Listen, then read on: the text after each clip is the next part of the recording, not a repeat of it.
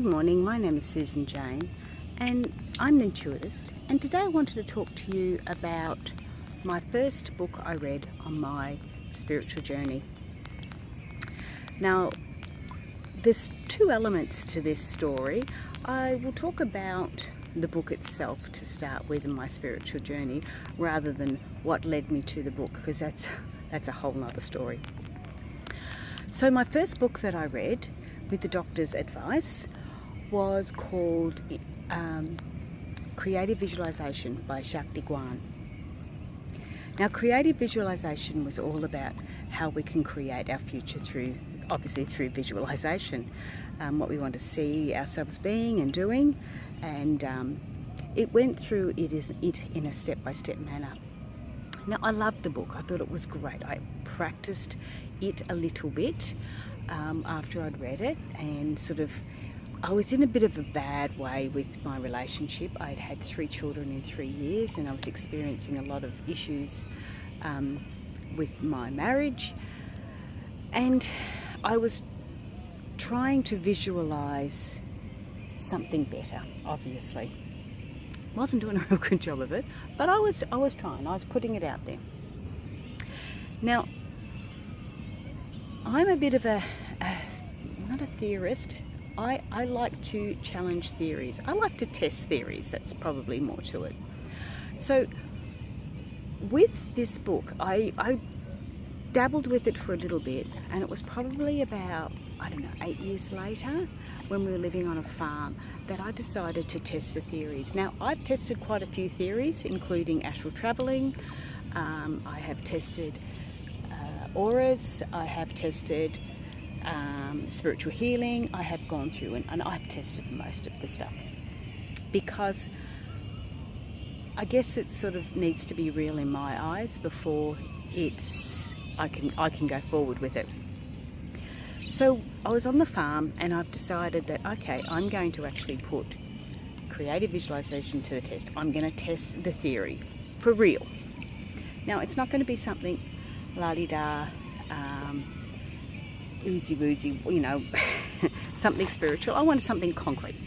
I wanted something real that I could say, okay, this is what I've got. So we were living on a farmhouse on a 90-acre organic crop farm. I didn't have a lot of time because I was doing a lot of farming. I was meditating and doing a lot of physical work. So as many times as I could, and I probably would have averaged 5 times a week, I would do this little creative visualization, and I would go through the farmhouse because it was old and we couldn't afford to get it fixed up. I went through and visualized it fixed up. I'd go through each bedroom. I would decide on colours for the bedrooms, what it's going to look like. 2 of the bedrooms didn't have wardrobes, so I wanted built-in wardrobes. Went through the lounge room. How did I want the lounge room? Look at these beautiful ducks. How do I want the lounge room? I went through the kitchen, decided on that, and I'd go through it, just nothing serious, but constant. And each room I'd sort of focus on a little bit more, okay, so this room I'll do a little bit more to it now. Where do I want to go? I even got to the stage, probably about 4 months down, that we were in one of the hardware shops, and I went, what colour bench tops would I like if I changed the kitchen around? What handles would I like? And I went right down to picking all that aspect. I didn't change the kitchen around, but I did go through and look at the colours. Now, after about 6 months of this, I was with the kids and we were mucking around. There was a storm coming, and we had this beautiful old, really heavy chair outside that we used to call our storm chair. So we used to sit on that and watch the storms come over, and then when it was getting a little bit unsafe, we'd go inside. So we'd done that and watched the storm come over, and it started getting a little bit scary.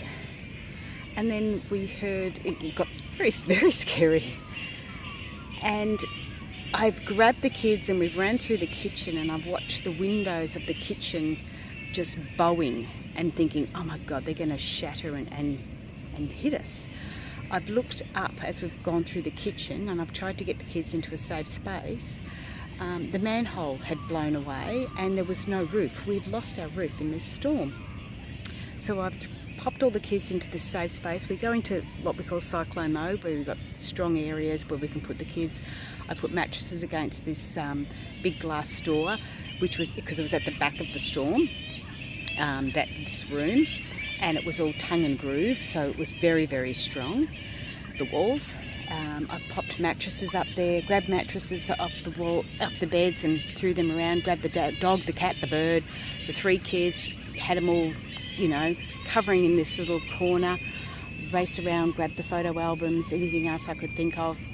And while I was running around, the carpet in the lounge room, because it was a wooden floor with carpet on the top, and there was probably exposure underneath of probably about, I don't know, 3 feet, a metre type thing underneath. The wind was coming in under the house and lifting up the carpet to a state where I was like walking on a jumping castle. So I'm trying to get around on this like carpet jumping castle to get things of value to us while the rain's just pouring in, the water's just pouring in because we'd lost the roof. Anyway, when it all subsided, we caught our breath. I checked on our neighbours and everybody was safe. And then